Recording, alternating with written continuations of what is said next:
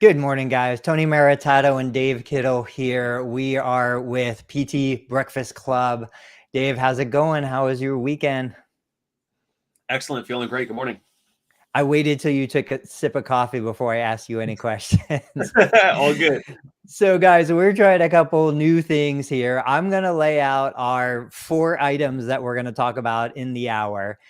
So you guys have the idea of what to expect. Dave and I are going to talk about a post that was shared in one of my Facebook groups. It was from an owner who wanted to talk about rewarding the staff, rewarding the team. What are the best ways to reward? A lot of people said non-monetary rewards are best. I totally agree with that. And I disagreed with a lot of the other suggestions that were made. Independent contractor versus W-2 status. I want to talk about that. I want to talk about how the change in law so that non-competes are no longer a thing moving forward. I think that's going to open some doors for individuals who want to dip a toe in the water of doing their own thing.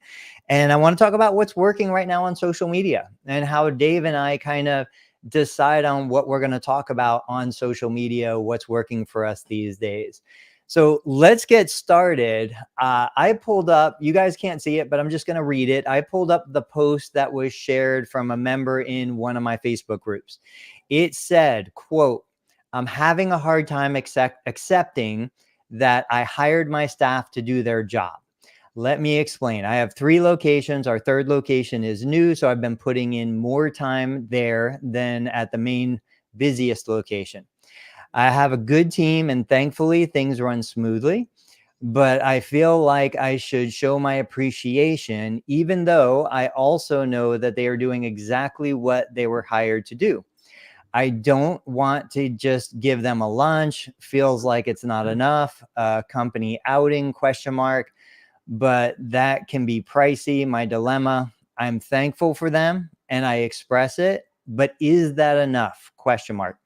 So Dave, what are your thoughts on that? Is it enough? Is it enough to just be thankful, show your appreciation non-monetarily? What do we do?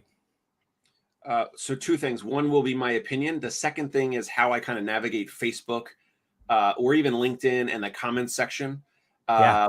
Which one do you want first? I want to hear your opinion. All right. So my opinion is whatever they're compensated at, if they're happy with that, like whatever hourly salary, W-2, 1099, whatever, like those team members, whatever they're hired to do, if they're doing exactly what you hired them to do, if they are executing on their roles and responsibilities in the employment agreement and they're helping ramp up and grow this, now fledgling 3rd location for you, awesome. Like now, outside of that, if you want to do extra things, like absolutely, like order pizza, I don't know, like get them gas cards, or like if someone's taking public transportation, pay for their Uber for a week, or I don't know, like, yes, do some other things. Take the team out for axe throwing, bowling, go to a bar, go to whatever, go somewhere, go to I don't know where this practice owner is. Take them to a Reds game, like Tony, Phillies game if you're a Phillies fan like me, or maybe more expensive here in New York for like a Knicks game or a Mets game or Yankees game. But anyway, yes, they're hired to do whatever they're doing and you're paying them the commensurate amount, the market rate, whatever. But then after that, if you feel like they're going above and beyond, or if they're doing other things and you want to kind of stimulate culture and morale and all that, then absolutely do the other things. And like, buying a couple pizzas is not that expensive. We talked about this on another episode. I take my therapist out. We will get breakfast, brunch, lunch, dinner, drinks, coffee, whatever.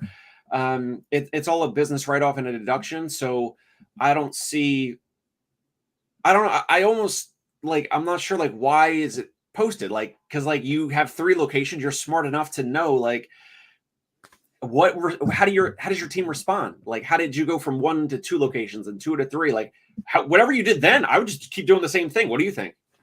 I think like anything, it depends, right? It's always contextual. It always depends on the situation. I think you tend to be a little more analytical in your thinking. I can totally relate with the person who posted this, because I feel that same, and I'm going to classify it as insecurity. It's like, am I doing enough? Do I let them know that they're appreciated?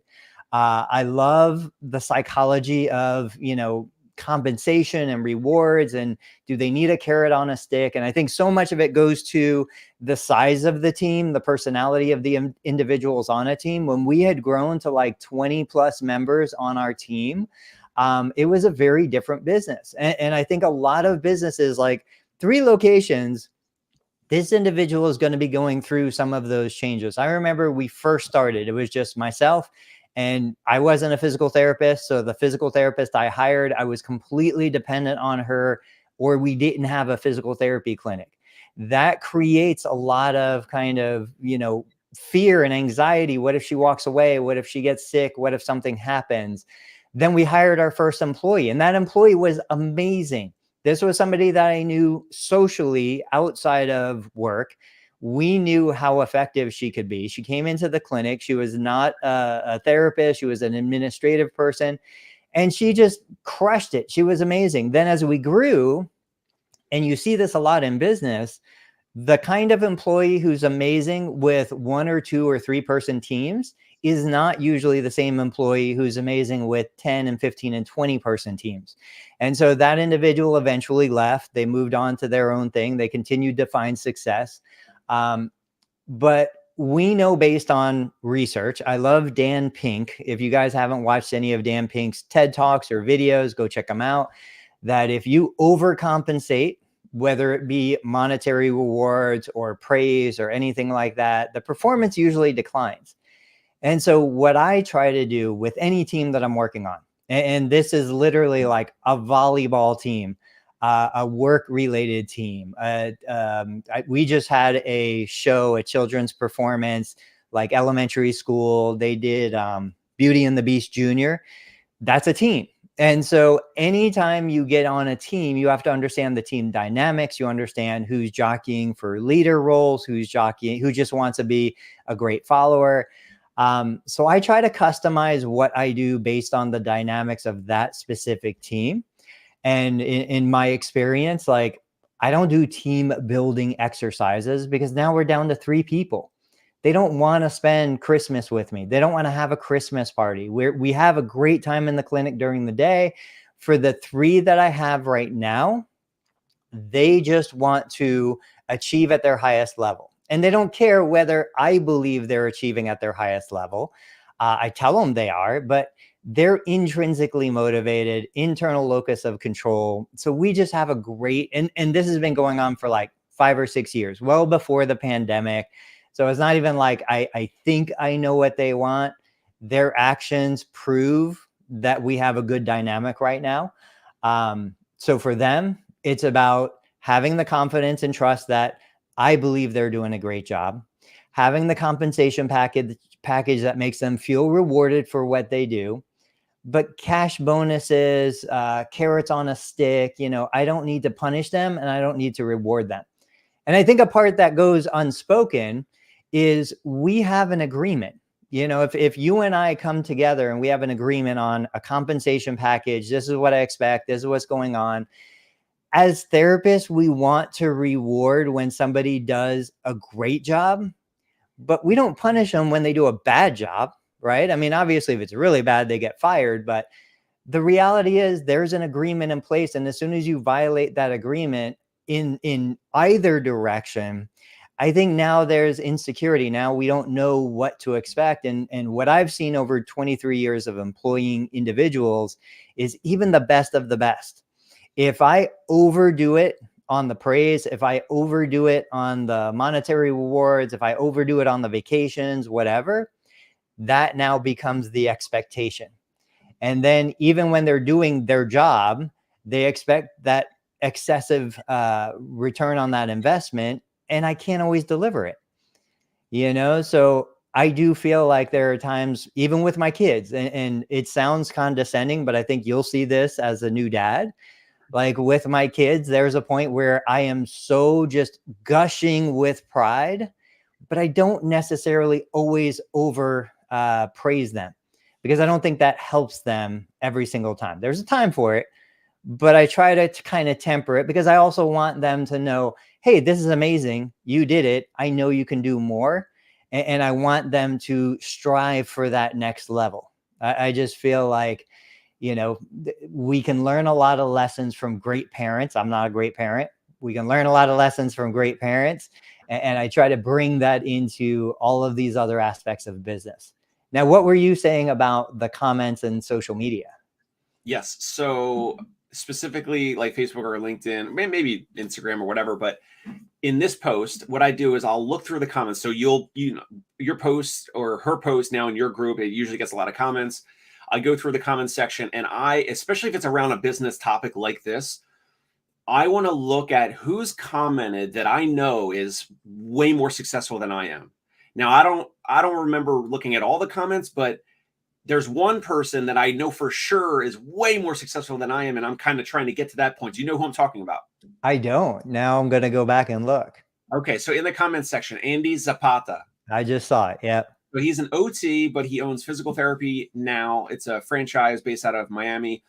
He's done dozens and dozens and dozens of buying and selling of practices. He's got franchisees. I think he's got like 50 or more locations, and sometimes he'll buy them back and then he'll get a new franchisee owner or whatever. So he's super, super successful. I look in the comment section for people like Andy Zapata and I read what they're thinking, what they think, what they've seen to be working or has worked for them in the past. It doesn't mean it's going to work for me or Tony or the practice owner who posted the comment or posted the post originally. But what Andy said was something along the lines of he doesn't take his team members out. He doesn't take all the frontline team members out all the time or get to know them and is real warm with them and all that. But he does do that with his managers and directors. And then he also says that he shares, I think he wrote like 1 or 2 or 3 or 5% of profit sharing with the clinic directors and managers of these locations. And I read that and I was like, I think I thumbed that one up, but like I didn't go through all the comments, but I look for who is where I want to be and who's got a lot more experience in the trenches than me. And, of course, there's some other comments that are probably helpful and valid and all that. But I will look for comments like yours or Andy Zapata's or someone else's that has already been there and done it and dealt with different sizes of culture and team and what works and what doesn't. And because I don't want to recreate the wheel, I want to kind of see what has worked for others out there. Right. So that's also my little hack is like, it's almost like you get a little free little mini coaching session when someone who's real successful spends a split second of their time to write a comment on some business topic like this. And so circling back around, I don't know, hopefully we provided some clarity for that practice owner, but I don't know. I guess it depends. Like you said, it depends on her situation, her team and all that. Yeah, let me read Andy's comment because when I first read it, the first sentence just totally resonated with me. It says, quote, "Culture is important to me and it must exist without me being present." I think that's a huge element in obviously Andy's success, our growth. And that was something that we found going from a small team to a medium or larger size team. We can't always be there. We can't be everybody's best friend. Most of them don't even want us to be their friend. Like as you get 2 and 3 layers removed, if you're building a business for independence so that it's not running on your shoulders, you have to be able to build this kind of independence in the culture of the business. So he said, "It needs to exist without me being present. Take yourself out of the picture." Quote, "The company is grateful, not Tony is grateful or Dave is grateful." This changes perspective. As much as I would like to hang out with them, I don't. I think that's the sign of great leadership. I think that's the sign of a great parent. I think, I look at my kids, like now my kids, I've got a 15-year-old, twin 13-year-olds, and 11-year-old. As much as I want to be their best friend, as much as I want to cherish that time that we had when they were toddlers and younger, this is the time where I have to step out of their lives. I have to let them make their own mistakes. And in leadership, I think it's the same in business. I have to let my team make mistakes, do things to learn their lessons, even though it comes at my expense. That's the only way they're going to grow and improve. So he goes on and says, "I ask my director/manager to make them take them to a happy hour, skydiving, boating, AV ride, whatever they prefer. Experiences build that culture. Consider this an investment, not an expense. During the holidays, I'll give them a gift card. Managers are bonused monthly if they meet certain KPIs, new patients, retention rates, visits. I give them 1.5, 3, or 5% of profits. Now, this is where we disagree, Andy and I. And I've done it. I don't want to pretend that I haven't. Like, we've worked profit sharing into our model. It didn't do anything. We've worked incentives and bonuses. It didn't do anything. We have KPIs for every position in the company, especially when we were larger. And I remember this like it was yesterday. A person working for me came to me and said, Tony, it doesn't matter. It doesn't matter if you give me a $50 bonus for meeting this KPI on a weekly basis, or you gave me a $5,000 bonus. I am doing everything I can. Giving me more money is not going to change my behavior. And that was true. And I think about that from us. Like, why did my wife and I leave the hospital that we were employed at? We would have done everything within our power to be successful, whether we were getting minimum wage compensation or $500,000 a year. It would have made no difference. There was nothing else that we could have done to work harder. And I think there are many clinicians in that boat because they're not working for the money. They're working for that personal gratification of knowing that they did the best, knowing that they overachieved. They want to hear the patient say, I've never had this great of an experience in physical therapy. That's what they're working for, So that's where we go back and we say, like, I've never been able to bonus or incentivize anyone financially to do a better job. And I've never, thankfully, had anyone on the team who did less of a job because they felt like they weren't getting paid appropriately, So it's that exchange in value. But now that I'm saying this, reading Andy's post, I'm realizing probably the best incentive we've ever had was when we were collecting patient reviews, we were collecting patient stories, and the patient would say something positive about the therapist. It almost didn't matter what I said. If the patient would say, this was amazing, Jenna was the best therapist I've ever had, or Jeremy, exceeded my expectations. That's where the real value came in for them, because that's what they're working so hard for. So that would be something that I would try to actively go out, collect those reviews, because at least for my team, that was probably the greatest return on their investment. Now, it depends. So you have a culture of specific team members who you hired, and those are probably different folks than who maybe Andy hires for managers and directors. He might even use like Myers-Briggs and tries to do personality testing and all that. And he might want to figure out who is motivated by some financial reward and someone who has the clinical chops and can kind of manage the team and run meetings and, take the team out for experiences like he mentioned. So I understand like your perspective is different. I think that whole chunk, especially the first, 2 sentences from Andy, maybe the first, 3 or 4 sentences total, the first 2 or 3 sentences is almost like a mini masterclass. And so, yes, the culture must exist when he's not there. Same thing with you. Your culture must exist when you're not there. But yeah, that's again, my hack is with the comments is like, I just disregard anyone that, like, no offense. Like if you started a practice since me, I can maybe learn a little bit from you here and there, but like most of the time I've already been there. Right. So I want to, that's my hack, is to learn from people who have already been where I want to go. I love it. Let's take that, because that builds into topic number 2, which is talking about the difference between an independent contractor culture and a W-2, and I want to look at this from a couple different perspectives. I don't even remember the year, but I'm going to go back. We had left Florida, but we still had 3 clinic locations in Florida. I had a clinical team, I had an administrative team, and we really had no plans for going back to Florida, but we were going to keep those businesses running. So the individuals working in those clinics had full autonomy. They could make decisions on who to hire, who to fire. They could make decisions on how to schedule, who to treat, what to do. And so we had transitioned a couple of them, not the whole team, from W-2 employee to independent contractor. I think that's very different than hiring an independent contractor coming in. You know, you and I recently over the last couple episodes talked about me, whether I should hire, whether I should change my business model, what I should do. And I think hiring natively an independent contractor, that person is not my employee. They're not part of the team culture. They're not looking to serve. They're not looking at my business as a platform and a family for them to join. It's just a job, right? An independent contractor coming to my establishment right now, they're just coming to do the work and get the payment for the work.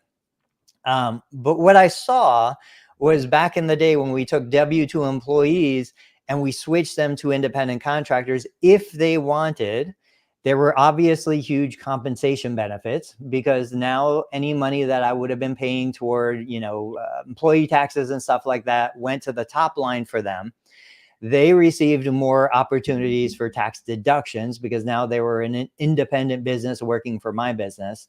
And the therapists who chose to go that route were really those therapists who had a natural kind of leadership about them, a natural independence about them.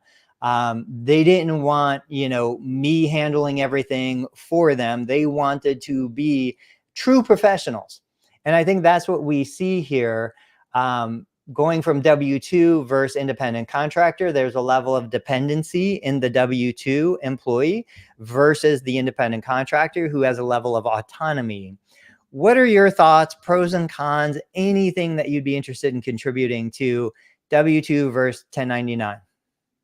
I think the best thing that I can mention is my my partner and my business mentor, business coach, Sturdy McKee.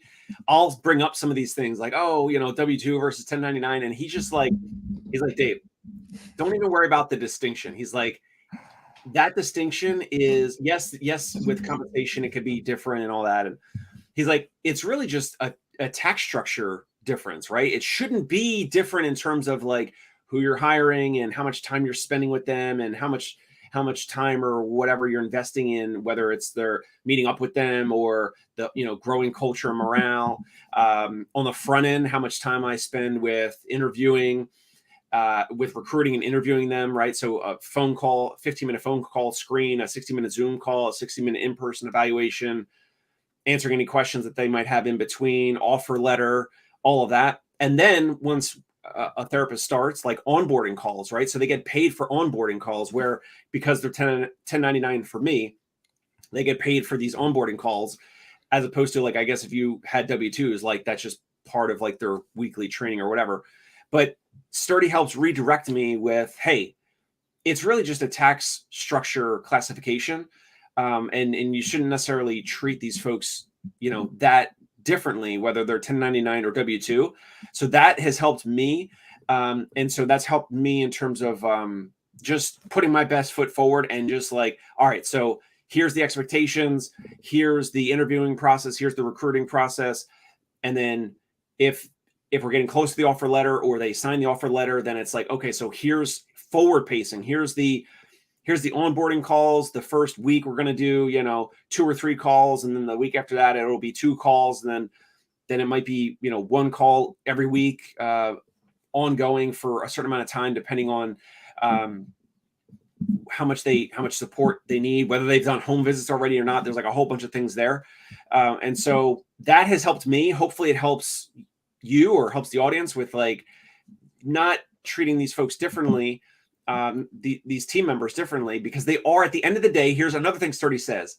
He goes, Dave, at the end of the day, they're out there and they're representing you. They are representing your brand, your practice. And so you need to be going through this whole process to find the right team members, find the right folks. And they just so happen for us, to be 1099. And for you, it sounds like they're mostly W-2. But that has helped me massively. Yeah, I disagree, but I think it's like, this is my girlfriend, this is my wife, right? There's a difference. I think that when we're looking now, I don't know if you remember this years ago, everybody has read Rich Dad, Poor Dad. In the book, he talks about the cash flow quadrant, and he has, employee, self-employed, business owner, and investor. I turned that into a pyramid where the base of the pyramid is employee, because these are the most plentiful. There's employees make the largest percentage of any organization, and they support the entire structure above them. Above that is the self-employed. Now, the independent contractor should be self-employed. They should be a business of one. They should be independent. And that's the whole idea behind it is, if they are being treated the same, if they are looking for the same experience, there's some confusion there. We should have some distinction. The employee is part of the family. The independent contractor is not. And so it's the difference between a soldier and a mercenary. It's the difference between, somebody who plays on your baseball team as part of the team and somebody you pick up because somebody else was sick. There is always a distinction there. And I do think that distinction carries through to the individual's personality. So I'm going to be giving a talk for Luna. We're going to talk about the road to success and independent contractor. And this leads into our third topic. But I think now with the changes in the non-compete laws, we're going to see hopefully a surge in independent contractors and therapists that are out there picking up extra, side hustles. I hate that term, but it's the one I thought of, because all of a sudden now non-competes are going out the window. I've never used a non-compete. I've never had anyone sign a non-compete. I kind of have a funny story about how that bit me in the butt, but what's your experience? Have you ever used a non-compete? We have never used a non-compete, never had therapists sign it. I think even the past 5 or so years, like I would talk to the therapists that I was interviewing or hiring, and they would ask like on the front end if I, like maybe a few here and there would ask if I make my therapist sign them. And I was like, oh no, definitely not. Like they're hard to enforce and this and that. And then like recently, like you said, like maybe a week or two ago, the FTC came out with some, big ruling on non-competes are basically going to be wiped away unless there's like some very specific like proprietary information or something like that that is classified or whatever. But like for therapy, it's just like your clinical skills, you're going to go from one practice to another. So there's nothing proprietary about it. But yeah, no, we don't make our therapists sign them. I chuckled when you said there's nothing proprietary about it, because I do know a handful of therapists who believe that their treatment protocols should be protected, that they have therapists sign like non-disclosure and non-compete and all of these forms to protect what they believe to be a proprietary treatment methodology, which is just crazy to me. But I'm way on the other extreme end of the spectrum. And so like you, I've never had a non-compete. I can't even believe it. I've always told anybody who worked for me, look, if you think you can do a better job, go ahead and do it. I've openly invited therapists to open across the street, open anywhere you want. If you think you can outperform me, deliver a better experience, grow a better business, be my guest. And ironically, one of my best therapists did that. Now, it was tough initially. I was a little taken aback, but I would never place blame. I would never have an issue. This individual therapist wanted to buy my business. We were never able to come to an agreement. I never really figured out how to make this transition work when this person wanted to buy my business. So consequently, they left my employment. This was one of the therapists that I transitioned from W-2 to 1099 because it was a very independent therapist. This was a therapist that was going to be a business owner no matter what. And so opened a clinic literally half a mile down the road, literally in the same plaza where we had planned on relocating our business. Now, So, did he know that? Did he know that? Yeah. Yeah. Oh, that's gangster. But That's this was the place that was there. And consequently, I mean, like I said, it was challenging. It was hard. It cost us a lot of money. We had to replace, obviously, that individual. None of my team left. Some of my patients followed that therapist, and I don't blame them. I had not been down to Florida for years before this happened. So as far as my patients go, this was their therapist. This is who they were connected to. So I'm not going to blame anyone. Several of the physicians started referring to this other therapist, again, because he had built the rapport and the relationship that I didn't have anymore. We lost about 50% of our revenue. This was our busiest clinic. So we lost about 50% for the first year. We regained, 25% the second year. And by the third year, we were back to where we were at baseline. So we went through a little struggle. We had to hire a traveler. The travelers are terrible. So that hurt us a little bit. But at the end of the day, I go back to, it didn't have an impact on my life, didn't have an impact on the overall business, because we didn't have YouTube. We didn't have the stuff you guys hear me talk about, but we had multiple locations. And so when one goes down, the other ones go up, and I have always been fortunate enough to have enough redundancy in my businesses. When COVID hit and we shut down the in-person, we had the online. When this therapist chose to open his own, we lost 50% there, but I had other clinics that were exceeding. We were obviously in Ohio at that point, so it wasn't that big of an impact.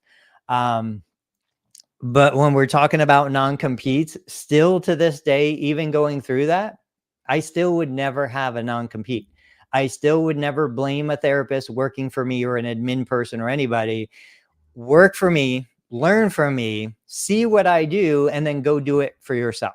Because that's what I did. Right at the end of the day, I worked for the hospital for a year. I've worked for other employers in other professions. I took that knowledge and information and I turned it into my own business. Why would I blame somebody else for doing the same thing? So I just can't harbor any resentment against that. Well, one thing do you know Iris Kimberg? Have you seen her online? Yeah, of course. Iris, yeah.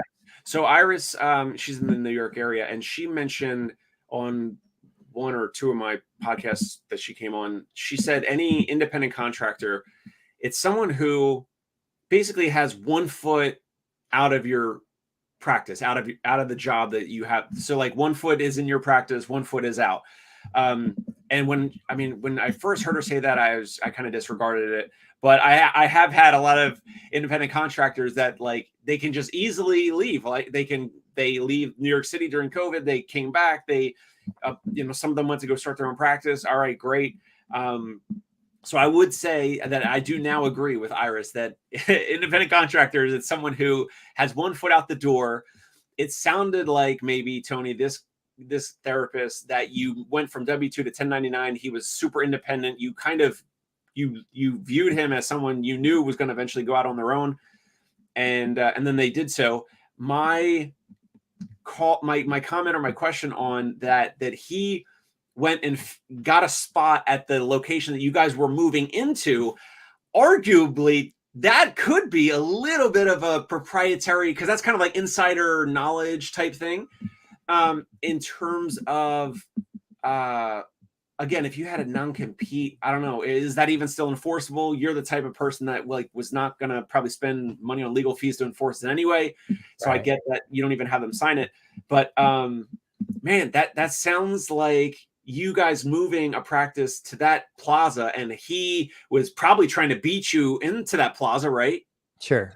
I think that could be, could have been some competitive situation that might have triggered some non-compete at that time. I know you wouldn't have enforced it, but I'm saying someone else watching this might have or could find themselves in that position today, and they might want to have something along the lines of maybe, I don't know, location dependent with a non-compete, or like meaning like in the same plaza, the same, I don't know, the same, not zip code, but like I think the plaza, like you only need one physical therapist in a plaza. Two is pushing it. Like that's really, that could affect your business and their business and make it harder for both of you. Yeah. Yeah. I mean, of course, like Peter Thiel says, competition is for losers. But with that, I mean, you also look at CVS and Walgreens. They've battled it out for years across the street from each other, across many locations. There are lots of businesses that have been built with that kind of situation. And again, I've publicly said, why did I choose the location I chose? Because it was directly across the street from a hospital outpatient location. I knew that even if I couldn't attract organic referrals with marketing, I could just take the overflow from the hospital that was across the street.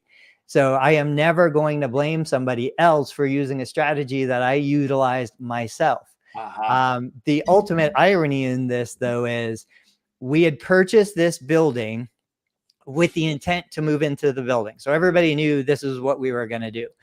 But we didn't move into the building because at the same, in the same context, I started to realize, even though it was a half a mile down the road in a relatively small city, small town, I think the population was like 6,000.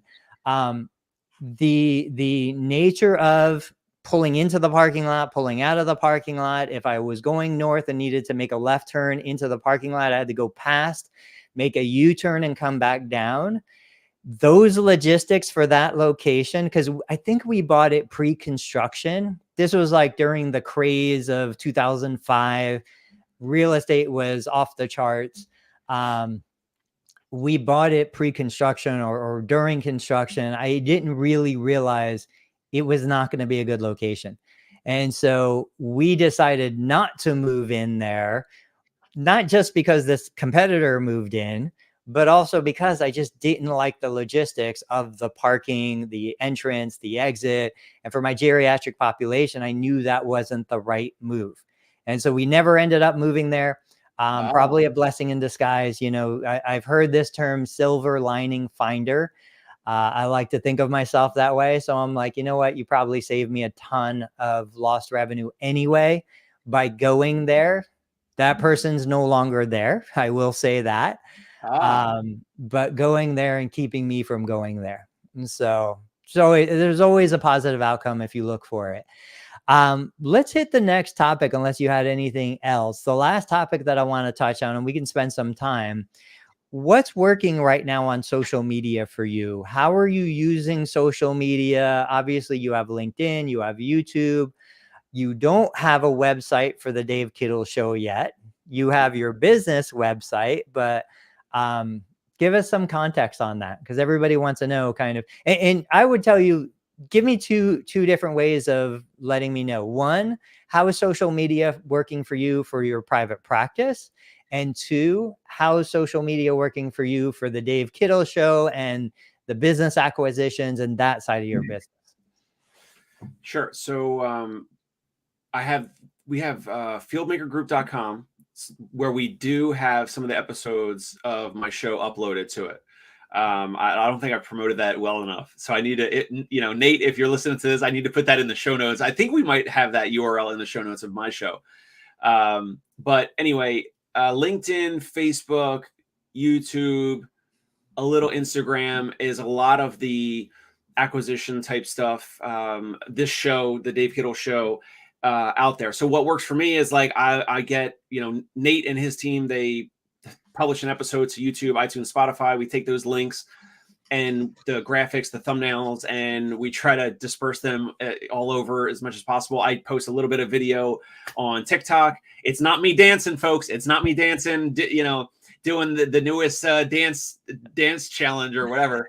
I'm posting the same old videos that I post on Instagram or wherever, because with the interviews and the talks, like it's like a reel, like a Instagram reel, similar to the YouTube short. I just post those on all the different channels for videos. I do the thumbnail posting more. I probably need to get Nate and them or someone else, some other virtual assistant, to help me with a lot more of the clips to be posted more consistently online. And I probably spend most of my time or most of my brain power with the Dave Kittle Show and the acquisition side of marketing, or just letting folks know what I'm doing, what we're doing with the show. And then in terms of social media for my practice, like I did mention, I just started our Instagram account. I had at Concierge Pain Relief, the handle for Instagram. I had that for, I don't know, a couple of years. And it wasn't until earlier this year that I that I made an Instagram account. And this is kind of like a stupid little thing, but like, and he's given approval for us to mention it. But one of my patients, this guy, Mick Jones, so he founded Foreigner, the band Foreigner, like one of the great of all time. And he wrote all the songs, and, Cold as Ice, Hot Blooded, I Want to Know What Love Is, like all those amazing songs. I created, like, I used his, so this year they were nominated. Foreigner was finally nominated for the Rock and Roll Hall of Fame. They just got in, or they're going to get in, or whatever, in May, or now we're in May.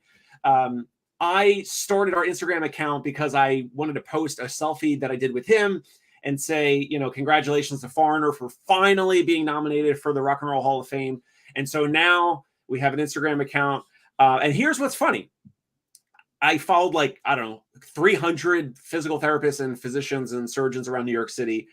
I'm not worried about the aesthetics of, like, more. I'm following more people than people that are following me, you know, like the classic aesthetic thing of followers. I'm posting stories and posts, and the stories, you know, Tony, that you can see who looks at your stories, right? Yeah. And every day when I post a story, 2 or 3 of the people that look at my stories are physicians who I've connected with on Instagram. And there's a lot more. There's a lot of New York City physicians and surgeons that have Instagram accounts. It's actually surprising. And the fact that they look at my story means that they are actively on the platform.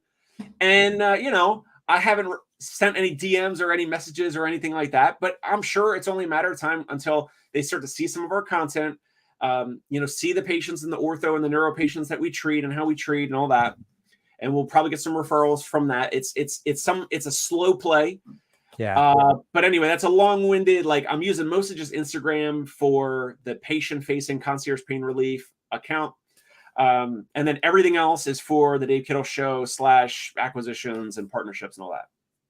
Where do you see, whether it be now or in the near future, 1 to 3 years, where do you see the biggest return coming from not on social media per se, but in regards to the filmmaker group or in regards to your private practice? Like, for the efforts you're putting in, the actual money return, where is the biggest return on that investment?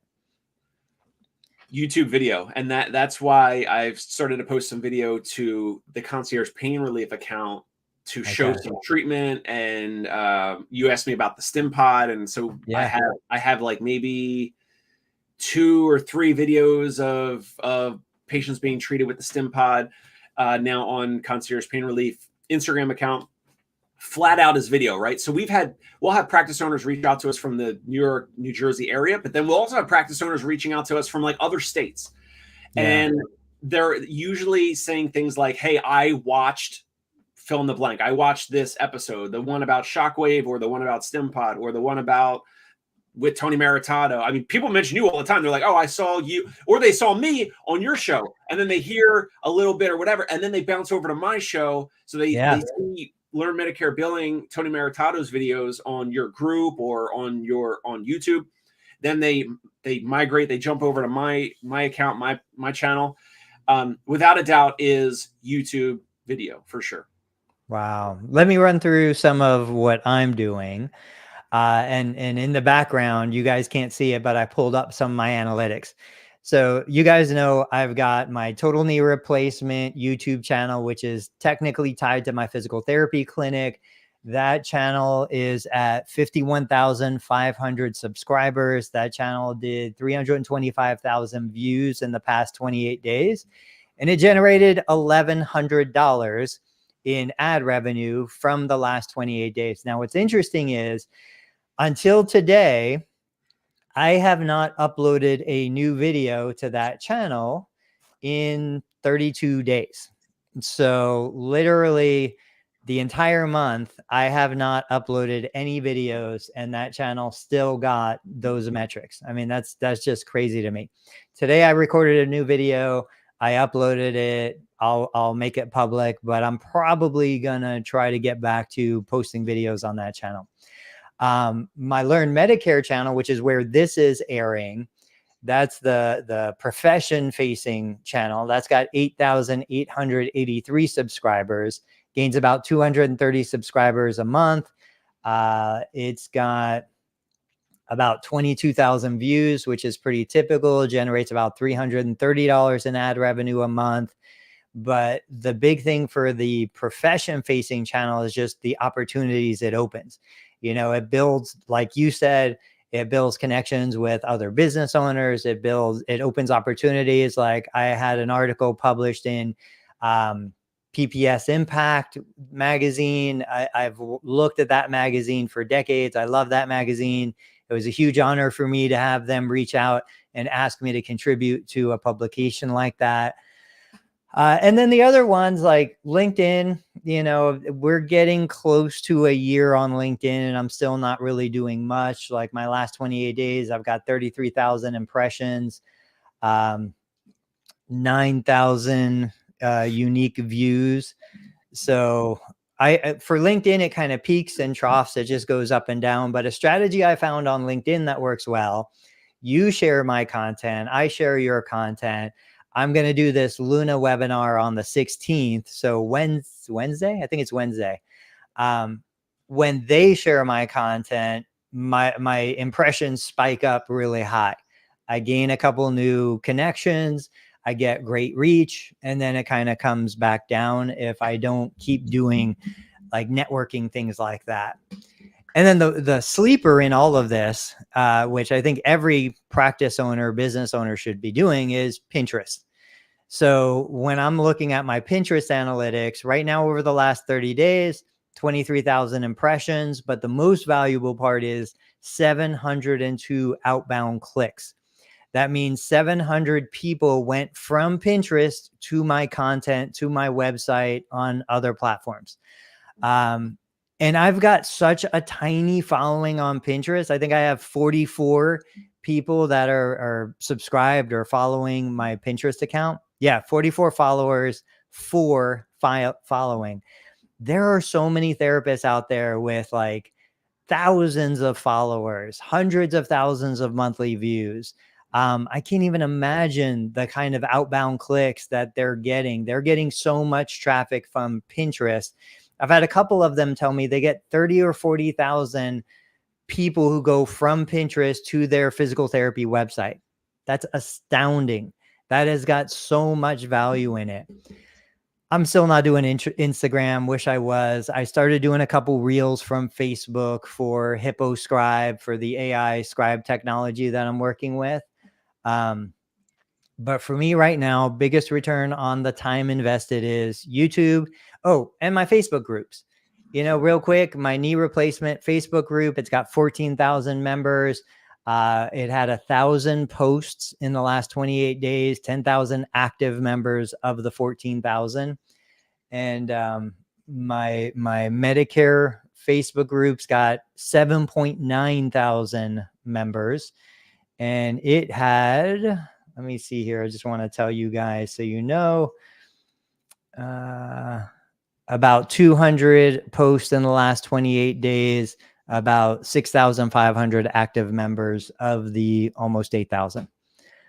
But same thing, while it's much less engagement, much less activity, it's much higher value for building my personal brand. What are you thinking? With some of those monetized dollar amounts, like I feel okay. So you put a lot of effort into, and you get the results that I'm looking for, which is like you got Hippo Scribe, you got other people reaching out to you to like give you equity or send you products, and you get opportunities that way. I feel like, I mean, for me, $1,000 a month or $300 a month, whatever, monetizing YouTube videos, I feel like is not the main thing. So like, no.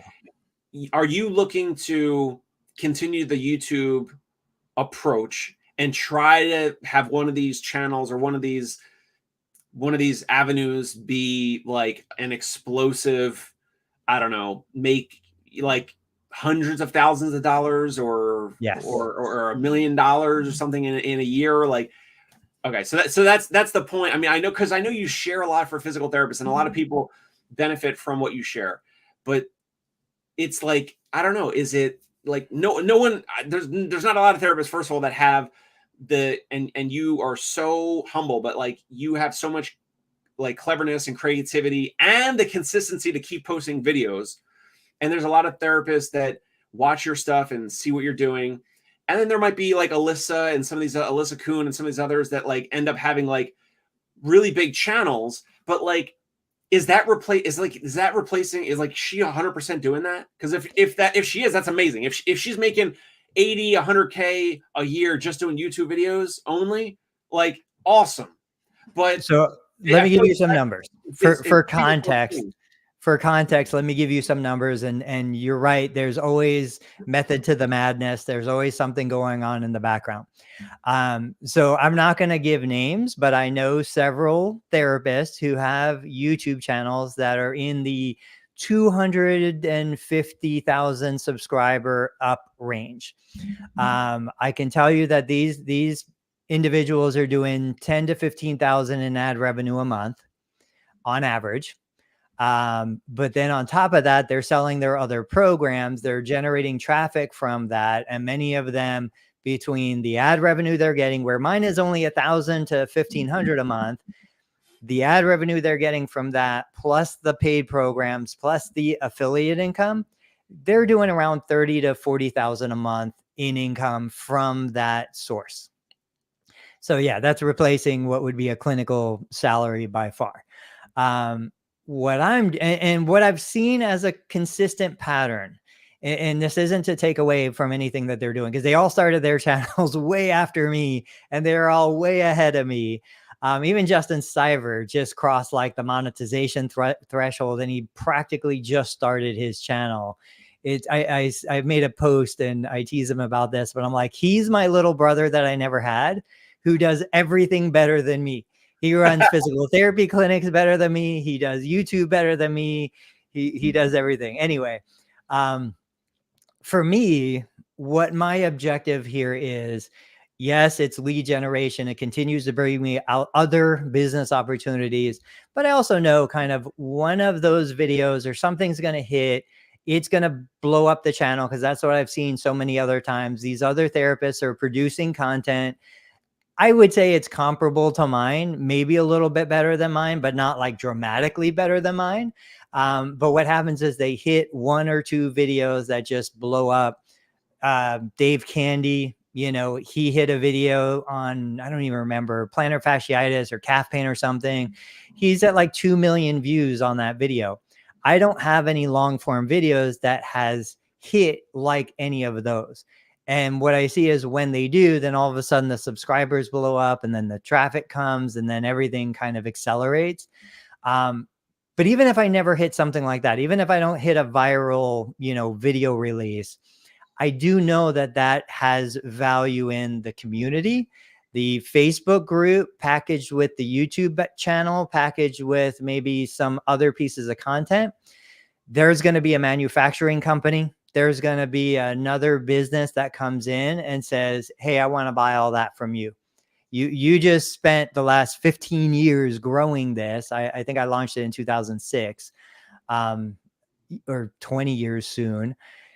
I want to buy that. We'll pay you X dollars, whatever that's going to be. And it's not going to be a multiple on profit, because there's not enough profit there, but it's going to be a multiple on the time compression of putting them to the top.